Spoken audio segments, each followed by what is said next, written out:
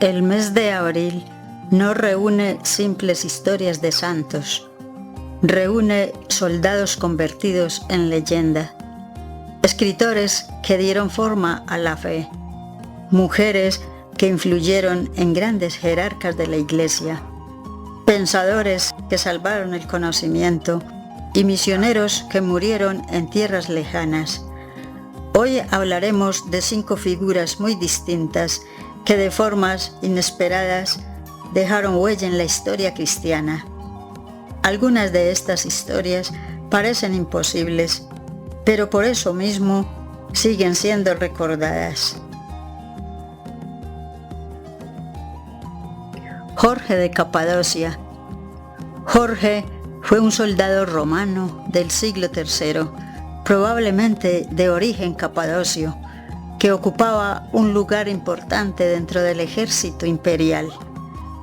En una época en la que el imperio exigía lealtad absoluta, Jorge hizo algo que lo cambió todo. Confesó públicamente su fe cristiana. Durante las persecuciones de Diocleciano, fue arrestado, torturado y ejecutado. Hasta ahí, su historia parece ser la de muchos mártires. Sin embargo, siglos después, su figura se transformó. En la Edad Media comenzó a circular una leyenda, la de un caballero que enfrentó a un dragón que aterrorizaba a una ciudad. Este hombre era Jorge, quien lo derrotó, no solo como un acto de valentía, sino como símbolo del triunfo del bien sobre el mal.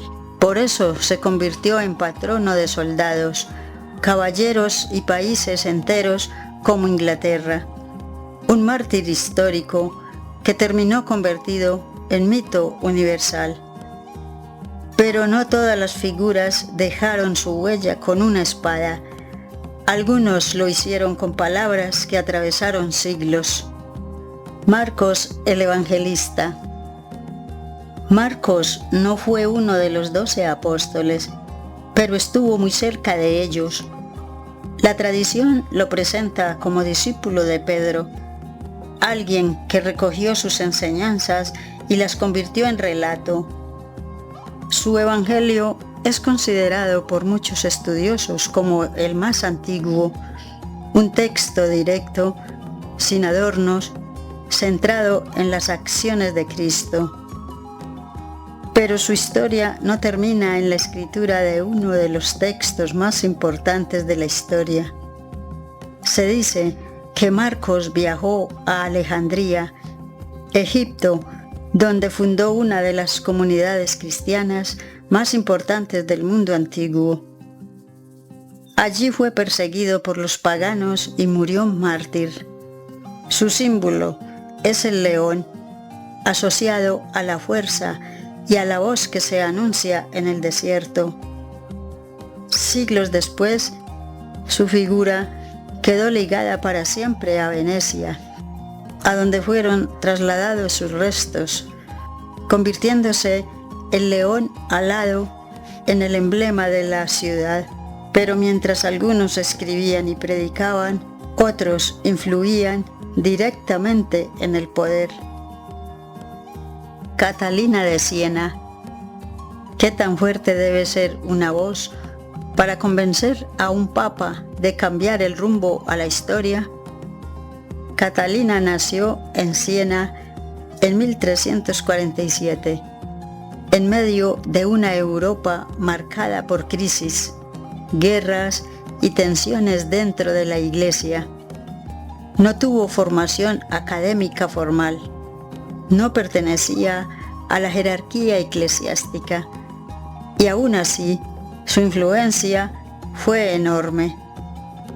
A través de cartas, consejos y una intensa vida espiritual, Catalina logró algo impensable: persuadir al Papa Gregorio XI de regresar a Roma, poniendo fin al periodo en que el papado residía en Aviñón. Pero su vida no fue solo política. Cuidó enfermos acompañó a personas marginadas y vivió una espiritualidad profundamente intensa. Siglos después, fue declarada doctora de la Iglesia. Hoy es patrona de Italia y de Europa. Es símbolo de una fe que no se limita al silencio, sino que también actúa e incide en el destino del mundo, aspecto que hizo recuperar a la Iglesia la unidad, legitimidad y soberanía espiritual. Y si Catalina influyó en decisiones que marcaron la historia, hubo quienes la preservaron para que no se perdiera. Isidoro de Sevilla. Hubo un momento en la historia en el que el conocimiento estuvo a punto de desaparecer y alguien decidió salvarlo. Isidoro de Sevilla vivió entre los siglos VI y VII en una Europa que intentaba reorganizarse tras la caída del Imperio Romano. Fue arzobispo, pero también algo más, un recopilador del saber. Su obra más importante, Etimologías, fue una especie de enciclopedia que reunió conocimientos del lenguaje, ciencia, historia y teología. Gracias a textos como este, gran parte del saber antiguo logró sobrevivir durante la Edad Media. Su historia no fue la de un mártir ni la de un misionero, pero su impacto fue silencioso y profundo. En la actualidad es considerado patrono de los estudiantes y curiosamente también de Internet por su papel como transmisor del conocimiento. Pero mientras algunos preservaban el saber, otros lo llevaban hasta los lugares más remotos del mundo. Pedro Chanel. Pedro Chanel fue un sacerdote francés del siglo XIX que viajó como misionero a la isla de Futuna, en Oceanía. Allí comenzó a predicar el cristianismo entre la población local.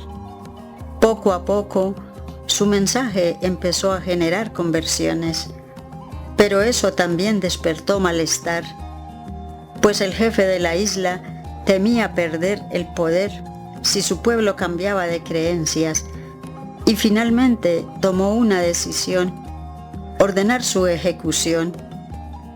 Pedro Chanel fue asesinado en 1841. Sin embargo, algo inesperado ocurrió después.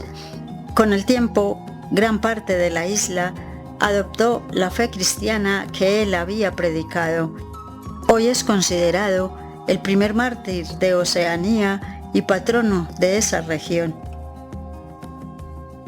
5 historias, 5 caminos completamente distintos. Un soldado que se convirtió en leyenda, un escritor que dio forma a un mensaje, una mujer que influyó en el poder, un pensador que preservó el conocimiento, un misionero que cruzó el mundo, sabiendo el riesgo. Ninguno vivió de la misma manera, pero todos compartieron algo en común, una fe lo suficientemente fuerte como para dejar huella más allá de su tiempo.